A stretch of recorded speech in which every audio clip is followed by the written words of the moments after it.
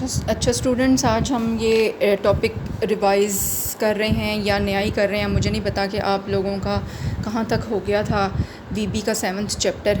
मैं इसको दोबारा से ये वाला 7.1.5 से स्टार्ट कर रही हूँ, जिसमें है एंटरिंग डाटा इन एरेज़। अब सपोज़ हमारे पास एक एरे है। अब आई होप कि आपको नज़र आ जाएगा, आगे मेरा हाथ आ रहा है। मार्क्स के नाम से उसके ज़ीरो एलिमेंट में हमने एंटर किया है 94। उसके बाद फिर हमारे पास है मार्क्स सब 1 इज़ इक्वल्स टू 37। फिर है मार्क्स सब 2 is equals to 59। Marks sub 3 is equals to 76 and marks sub 4 is equals to 92। ये हमारे पास 5 एलिमेंट्स थे एक एरे के, जिसका नाम मार्क्स था। उसमें हमने इंडिविजुअली अलग अलग प्रोग्राम के अंदर हम ये वाली स्टेटमेंट्स लिख सकते हैं वीबी के अंदर कि मार्क्स सब 0 इज़ इक्वल्स टू 94। ये तरीका है कि जब आप प्रोग्राम के अंदर इंडिविजुअली एक एक एलिमेंट के अंदर आप जो है ना वैल्यूज़ एंटर करवा रहे हैं। अब एक तरीका ये है कि अगर आप लूप के ज़रिए एंटर करवाना चाहते हैं इनपुट बॉक्स के ज़रिए, यानी ये तो आपने प्रोग्राम के अंदर दे दी ना इनपुट। अगर आप यूज़र से पूछ रहे हैं कि वो एंटर करे, तो प्रोग्राम हम देखते हैं, आपकी बुक में भी होगा। ये प्रोग्राम आपका जो है वो उसमें एक उन्होंने लिया है dim marks sub 4 as integer, एक एरे डिक्लेयर की है। ठीक है, अब हम फॉर लूप के ज़रिए इसके जितने भी एलिमेंट्स हैं 0 से लेकर 4 तक, उनके अंदर 5 वैल्यूज़ यूज़र से ले रहे हैं। तो वो किस तरीके से लेंगे, हम कह रहे हैं फॉर लूप, फॉर स्टार्ट कहाँ से हो रही है, i equals to 0, 0th element से हमने जाना है 4th एलिमेंट तक। और इसमें हम कर क्या रहे हैं कि मार्क्स सब i इज़ इक्वल्स टू, यहाँ पर हम ले रहे हैं इनपुट बॉक्स, यूज़र को मैसेज दे रहे हैं एंटर मार्क्स। ठीक है, और उसकी हेडिंग क्या होगी इनपुट बॉक्स की, वो होगी मार्क्स, इसको डबल कोट्स में लिखेंगे, और डिफ़ॉल्ट वैल्यू होगी 0। यानी अगर यूज़र कोई वैल्यू नहीं देता तो फिर उसकी डिफ़ॉल्ट वैल्यू क्या हो जाएगी, 0। अब यहाँ से आगे जो हमने चलना है वो हम इसका जो स्टेप है वो है नेक्स्ट फॉर लूप का, और आपका वहाँ पर वो सब प्रोसीजर जो है वो एंड हो रहा है। अब इसको ज़रा यहाँ पर हम करके देखते हैं कि ये वर्क कैसे कर रहा है, कि कैसे इसके अंदर एक एक एलिमेंट के अंदर वो जो है वैल्यूज़ जो हैं वो यूज़र एंटर करेगा।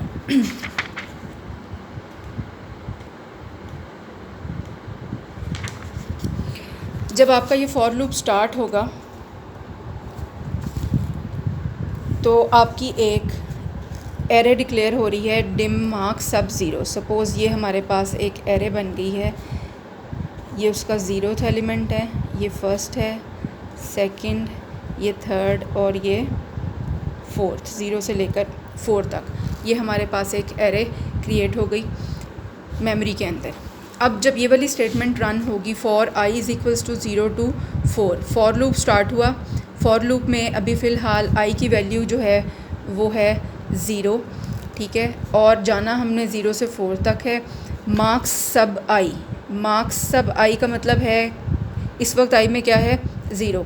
तो मार्क्स सब i इस वक्त क्या है, मार्क्स सब 0। तो इट मीन्स के मार्क्स के नेम से ये जो हमने एरे डिक्लेयर की थी, इसके 0th एलिमेंट पर हम इस वक्त मौजूद हैं, और इसमें यूज़र से डाटा लेना है किस स्टेटमेंट के ज़रिए, इनपुट बॉक्स एंटर मार्क्स। अब वो आपकी स्क्रीन के ऊपर एक इनपुट बॉक्स जो है वो सामने आएगा। आप उसके अंदर सपोज़ आपने वैल्यू एंटर कर दी है 10, तो आप वहाँ पर स्क्रीन पर वैल्यू 10 एंटर करके ओके करते हैं तो वो 10 वैल्यू जो है वो उसके 0th एलिमेंट के अंदर आ गई। फिर नेक्स्ट जो आपकी स्टेटमेंट एग्जीक्यूट होगी वो है नेक्स्ट। नेक्स्ट से क्या होगा कि आई के अंदर एक वैल्यू का इजाफ़ा हो जाएगा, यानी आई में हो गया 1।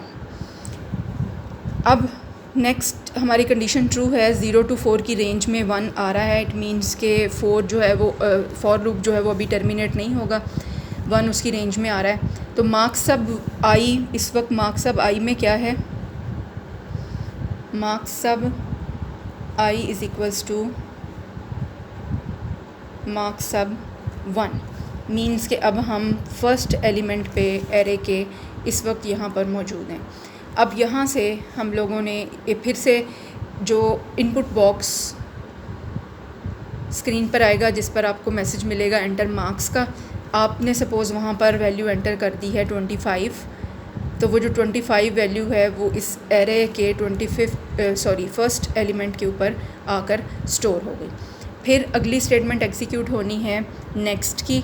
नेक्स्ट से क्या होगा, आई में 1 का इजाफ़ा हो जाएगा, यानी आई प्लस प्लस हो रहा है, जैसे सी में आई प्लस प्लस हम करते थे तो वी में नेक्स्ट हो जाता है। अब 2 क्योंकि अभी भी रेंज में है, 0 to 4 की रेंज में है, अभी हमारी कंडीशन ट्रू है, तो हमारी फिर से marks sub I is equals to input box वाली स्टेटमेंट एग्जीक्यूट होगी।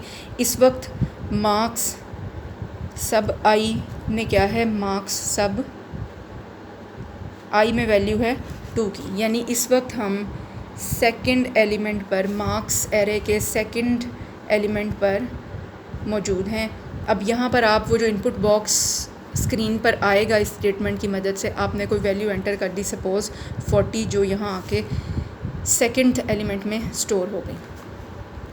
फिर एग्जीक्यूट होगी अगली स्टेटमेंट नेक्स्ट। नेक्स्ट से क्या होगा, आई की वैल्यू में 1 का इजाफ़ा, यानी आई की वैल्यू हो जाएगी 3 और हम एरे की थर्ड एलिमेंट के ऊपर आ जाएंगे। फिर से स्टेटमेंट एग्जीक्यूट होगी, क्योंकि 3 जो है वो 0 to 4 की रेंज में है, कंडीशन ट्रू है, तो आपकी फॉर लूप की जो स्टेटमेंट है marks sub I is equals to input box एक दफ़ा फिर से एग्जीक्यूट होगी। और एग्जीक्यूट जब होगी आपकी स्क्रीन के ऊपर एक इनपुट बॉक्स ज़ाहिर होगा, उसके अंदर आप कोई भी वैल्यू एंटर कर रहे हैं, सपोज़ 15 आपने एंटर की थी, तो वो थर्ड एलिमेंट में आके स्टोर हो गई। यानी इस वक्त आप थे मार्क्स सब आई, मार्क्स सब 3 पे। अच्छा जी, वैल्यू स्टोर हो गई, उसके बाद फिर से नेक्स्ट हुआ तो वैल्यू आई की वैल्यू में 1 का इजाफ़ा हुआ, जो कि हो गया 4। अब वो जो 4 है वो फिर से 0 to 4 की रेंज में मौजूद है, तो आपने क्या किया, आप फिर से लूप के अंदर कंट्रोल एंटर हुआ, मार्क्स सब आई वाली स्टेटमेंट जो है वो एग्जीक्यूट होगी। इस वक्त अब मार्क्स सब आई में क्या है, मार्क्स सब आई में इस वक्त है, यानी कि हम 4th एलिमेंट पे, आई में वैल्यू है 4 की, तो हम 4th एलिमेंट मार्क्स एरे के 4th एलिमेंट पे मौजूद हैं। अपने सपोज़ इनपुट बॉक्स में कोई भी वैल्यू एंटर की थी, सपोज़ 30 थी, वो इसके अंदर आके स्टोर हो गई। तो इस तरीके से फिर नेक्स्ट हुआ, नेक्स्ट में आपकी आई की वैल्यू हो गई 5। अब ये जो 5 वैल्यू है ये आपकी इस फॉर लूप की रेंज से बाहर है, तो आपकी ये जो पूरी लूप है ये यहाँ पे टर्मिनेट हो गई। और इस एक लूप की वजह से आप सिंगल स्टेटमेंट आपने यूज़ की, लूप को आपने 0 to 4 रन किया। एक सिंगल स्टेटमेंट की मदद से आपकी पूरी एरे के 5 एलिमेंट्स के अंदर वैल्यूज़ जो हैं वो एंटर हो गई। तो इस तरीके से आप लूप की मदद से, जब आपने यूज़र से इनपुट लेनी होती है तो आप लूप की मदद से प्रोग्राम वीबी प्रोग्राम के अंदर, एरे के अंदर इस तरीके से जो भी हमने देखा है, वैल्यूज़ जो हैं वो इनपुट करवा सकते हैं।